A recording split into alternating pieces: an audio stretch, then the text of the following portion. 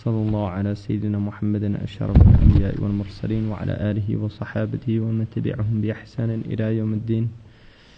Inshallah, I'll just finish these principles that we were going over yesterday.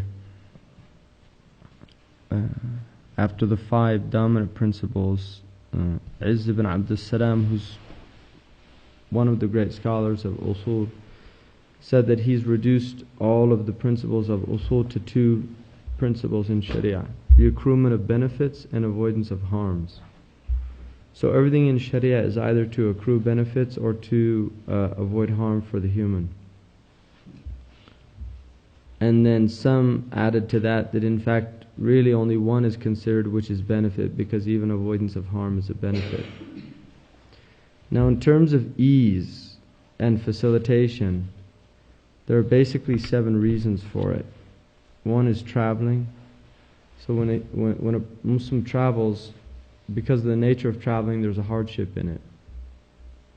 That there's ease made, facilitation made. For instance, in the prayer, we're able to shorten the prayer. And shortening the prayer, although it's a rukhsa, it's considered a sunnah. Unlike, for instance, breaking your fast. Breaking your fast is permissible, but it's not a sunnah when you travel. So you can do it, but shortening the prayer is actually a sunnah when you travel. So it's encouraged, even if you don't have any hardship, to shorten the prayer anyway. And then illness is another reason for ease, marad.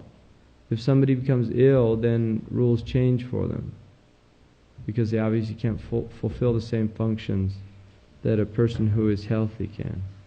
And then the third is coercion, ikrah. A person who is being coerced into things can, even to the point where they can deny their Islam, if that's going to benefit them. So if somebody was threatening to say that they would kill them if they were Muslim, then they could say at that point that they're not Muslim, as long as the Quran says their heart is content with Iman. And then another is forgetfulness. That one of the things that the Prophet ﷺ said, that the pen of responsibility has been raised from 3 in my ummah, from the child until they reach puberty, the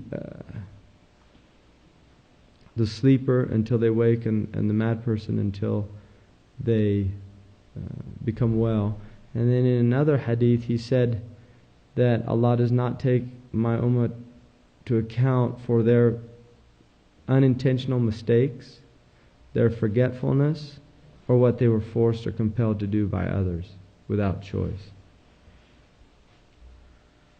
And then also ignorance of a judgment, jahal bil hukm. So in certain situations that there's a reason, that's a valid reason. If somebody really doesn't know, and it's not something that there was necessarily, if it was a fard ayn, there's things that there's no excuse for not knowing, and there are other things that there's an excuse for knowing, not knowing.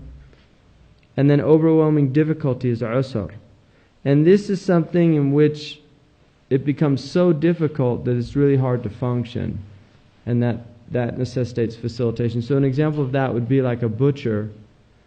Even though blood is najis in normal circumstances, for a butcher, they can pray with in an area where there's blood, and they could pray even with blood on them, because it would be just too difficult for that person. It's his job, and if he's working in the daytime, that's one example. Another example is a woman taking care of small children.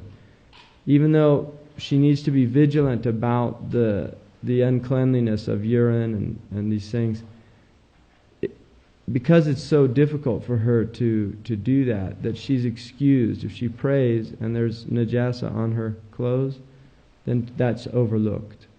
And that's an example of usr, facilitating ease. And another is when things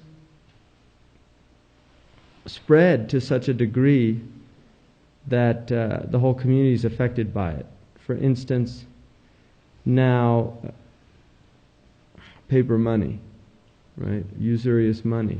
That's That's how the world is doing their transactions. So for you to completely disengage from that would create an undue hardship on you, a type of usr on you, so that at that point then there's ease facilitated for you.